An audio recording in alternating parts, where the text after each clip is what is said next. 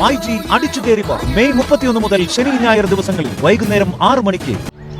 Sethu token തന്നപ്പോഴേ ഞാൻ പറഞ്ഞതാ ഇതൊന്നും ശരിയാവില്ല. സത്യം പറഞ്ഞ ഞാനിപ്പോ പെട്ടതുപോലെ. രമേശ് നീ വിവരം വന്ന് പറഞ്ഞപ്പം എന്ത് ചെയ്യണമെന്ന് പോലും അറിയത്തില്ലായിരുന്നു. ആ പാർട്ടിയാണെങ്കിൽ 2 കോടിയിൽ കൂടുതൽ തരാൻ തയ്യാറാണ് സേതു. അതിന്റെ കാരണം സിറ്റിയുടെ ഹൃദയഭാഗമായതുകൊണ്ടാ. ഇവിടെ ഇപ്പോൾ ആലോചിക്കാൻ ഒന്നുമില്ല സേതു. ഞാൻ 2 ദിവസം കൂടി സമയം തരാം. അതിനുള്ളിൽ എന്തെങ്കിലും വഴി കാണാൻ നോക്കും. അയ്യോ വിനയ, അങ്ങനെ പറഞ്ഞപ്പോ എങ്ങനെയാ? കാശ് മറിയണ്ടേ? ഞാൻ പറഞ്ഞില്ലേ, സേതുണ്ണന്റെ അമ്മയുടെ പേരിലുള്ള വസ്തു ഒരു വമ്പൻ പാർട്ടിയാണ് വാങ്ങുന്നത്. ഏത് സമയത്തും കച്ചവടം നടക്കും, പിന്നെ ഒരു താമസവും വരൂല. രമേശ, ഞാൻ വിൽക്കുന്നത് എന്തുകൊണ്ടാണെന്ന് പറഞ്ഞല്ലോ. അത്രയ്ക്ക് കാശിന് ആവശ്യമുള്ളതുകൊണ്ടാ. അല്ലെങ്കിൽ എത്ര ദിവസം വേണമെങ്കിലും ഞാൻ തരുമായിരുന്നു. അതിപ്പോ നമുക്ക് ആവശ്യമുള്ളപ്പോ ഉപകാരപ്പെടാനുള്ളതാണ് കാശ്.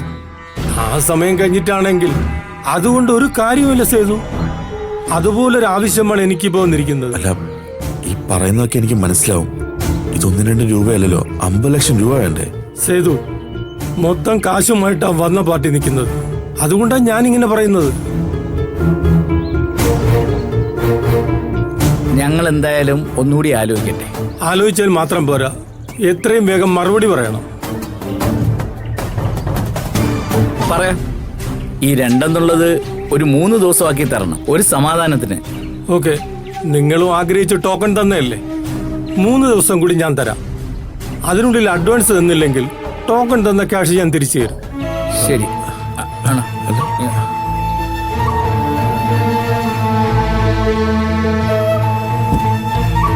അമ്മയോട് ഞാൻ എത്ര തവണ പറഞ്ഞതാ നമ്മുടെ ആവശ്യം പറഞ്ഞ് നേരത്തെ തന്നെ എല്ലാം വാങ്ങണമെന്ന്. ഇതിപ്പോ എല്ലാം കൈവിട്ടു പോയ അവസ്ഥയാ. അവിടെ എല്ലാരും ഉള്ളതുകൊണ്ടാ ഞാൻ അവിടെ വെച്ചൊന്നും പറയാത്ത. ഇന്നൊരു തീരുമാനം എടുത്തിട്ട് ഇവിടുന്ന് പോയാ മതി.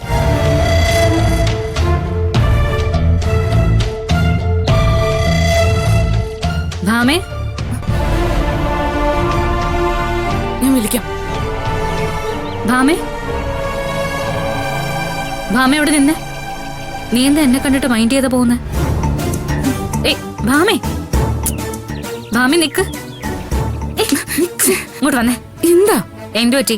നിനക്ക് എന്തെങ്കിലും പ്രശ്നങ്ങളുണ്ടോ? എനിക്കൊരു പ്രശ്നമില്ല ചേച്ചി. അതെന്താ നീ അങ്ങനെ പറഞ്ഞേ?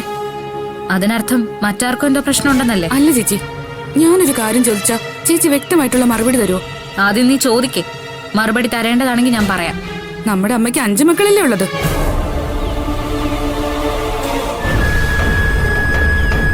എന്താ നിനക്കിപ്പോ അങ്ങനെ തോന്നാൻ? എന്നാൽ ഇപ്പൊ അമ്മ കുറച്ചൊക്കെ വേർതിരിവ് കാണിച്ചു തുടങ്ങി.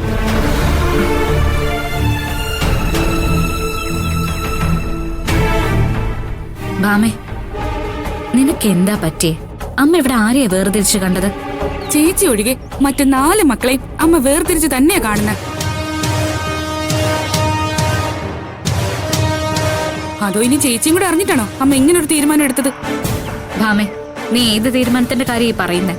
ഈ വീട് അമ്മ ചേച്ചിയുടെ പേർക്ക് വാങ്ങാൻ പോകുന്നെന്ന് പറഞ്ഞു.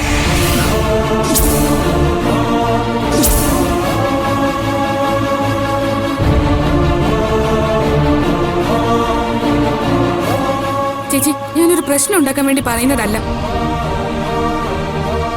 അങ്ങനെ ചേച്ചിയുടെ പേർക്ക് മാത്രം ഈ വീട് വാങ്ങുന്നതിനോടെ എനിക്ക് യോജിപ്പില്ല.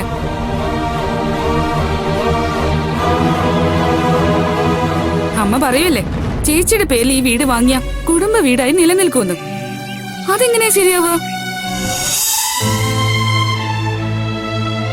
അമ്മയുടെ ഈ തീരുമാനം കാരണം സഹോദരങ്ങൾ തമ്മിലടിക്കും.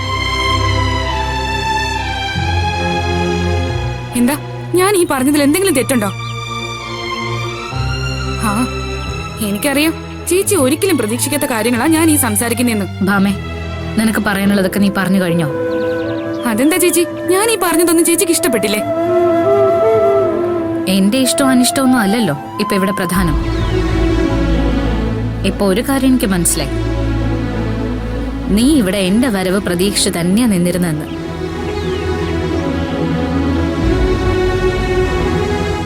അബി വന്നിട്ടുണ്ടോ ഭാമേ? അത് പോയോ? റൂമിലുണ്ട്, നാളെ പോവും. ഇപ്പൊ അബിയോട് തന്നെയാ ഞാൻ സംസാരിച്ചോണ്ട് നിന്നെ. നിന്റെ ഇതേ അഭിപ്രായം തന്നെയാണോ അബിക്കുള്ളത്? അതൊന്നും എനിക്കറിയില്ല ചേച്ചി. ഞാൻ എന്റെ അഭിപ്രായം പറഞ്ഞത്. ചേച്ചി തന്നെ എനിക്ക് പറഞ്ഞു തന്നിട്ടുള്ളത് എന്തുണ്ടെങ്കിലും മനസ്സിൽ വെക്കാതെ ചോദിക്കണമെന്ന്. അതുകൊണ്ടാണ് ഞാൻ ചോദിച്ചത്. അതൊക്കെ നല്ല കാര്യം തന്നെയാ. ഏത് കാര്യത്തിനും ഇങ്ങനെ തന്നെ ആയിരിക്കണം. അമ്മ എവിടെ?